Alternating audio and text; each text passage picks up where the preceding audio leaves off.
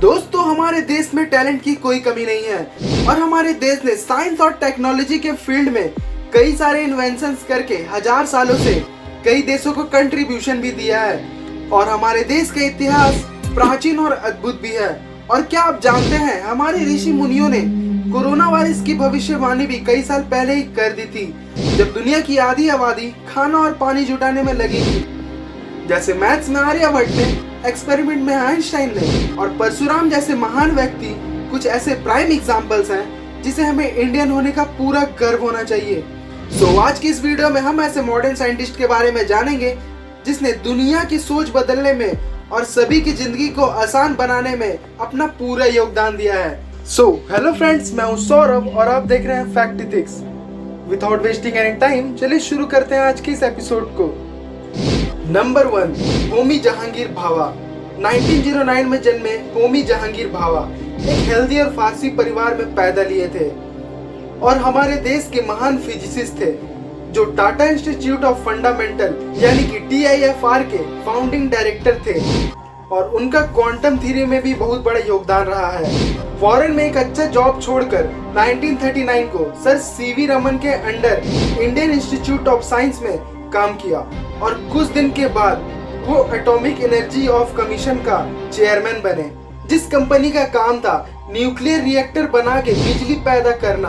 पर वो nuclear energy को बनाने के खिलाफ थे, पर फिर भी उन्हें father of Indian nuclear reactors कहा जाता है और वो उस एनर्जी को थोड़ा सा एडवांस तरीके से यूज करना चाहते थे जिसे हमारे देश की गरीबी काफी हद तक मिट जाए।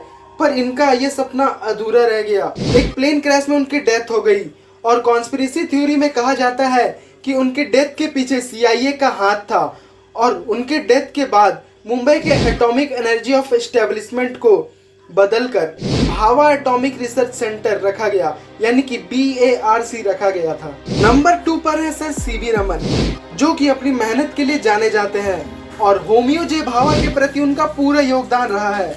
CV रमन यानी कि चंद्रशेखर वेंकट रमन का जन्म हुआ था 1888 को तिरुचिरापल्ली में, जो उस वक्त ब्रिटिश इंडिया के मद्रास में था और वो आज का तमिलनाडु है।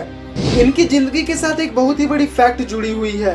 जब वो शिप से यूरोप जा ही रहे थे तो सी के ग्लेशियर का कलर उन्हें ब्लू दिखाई दिया। हैरान होकर वो जल्दी से इंडिया आने के बाद रिसर्च शुरू किए तो उनको पता लगा कि लाइट अगर कोई ट्रांसपेरेंट चीज से गुजरती है तो मुड़ जाती है, जिसे हम लोग स्कैटर्ड लाइट भी कहते हैं, और उसके वेवलेंथ यानी कि लंबाई चेंज हो जाती है, जिसे हम लोग as a colour change observe करते हैं। और ये इफेक्ट सारे मटेरियल में पाया जाता है, जैसे सॉलिड, लिक्विड और गैस जैसे पदार्थों में भी पाया जाता है। 1930 के इस इफेक्ट को रमन इफेक्ट भी कहा गया है, जिसकी वजह से उन्हें फिजिक्स का नोबेल प्राइज भी दिया गया था और तब वो साइंस में एक्सपेरिमेंट करके प्राइज लिए जाने वाले पहले इंडियन थे।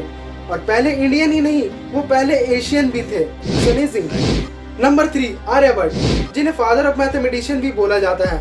आर्यभट्ट एक बहुत ही विद्वान व्यक्ति में से एक थे, जिनका गणित के साथ साथ खगोल विज्ञान में भी बहुत बड़ा कंट्रीब्यूशन रहा है और उन्होंने ही हमें हेलिकॉन्सेंट्रिक थ्योरी का ज्ञान दिया है और ये प्रूव करता है कि सन हमारे सोलर सिस्टम के बीच में है और सभी ग्रह इसके चारों ओर घूमती है। आर्यभट्ट का जन्म केरला में हुआ था, पर वो 1476 ईस्वी से 550 ईस्वी तक ही केरला में रहे थे और इसके बाद वो पाटलिपुत्र आ गए थे, जो आज के समय का पटना है, और वो अपनी शिक्षा को नालंदा के विश्वविद्यालय से पूरा किया था। तो दोस्तों, आपको अगर ये वीडियो पसंद आया तो प्लीज़ इसे लाइक करें और जैसा कि आप जानते हैं कि ये चैनल अभी नई है तो प्लीज़ इसे सब्सक्राइब करके अपना प्यार दिखाएं।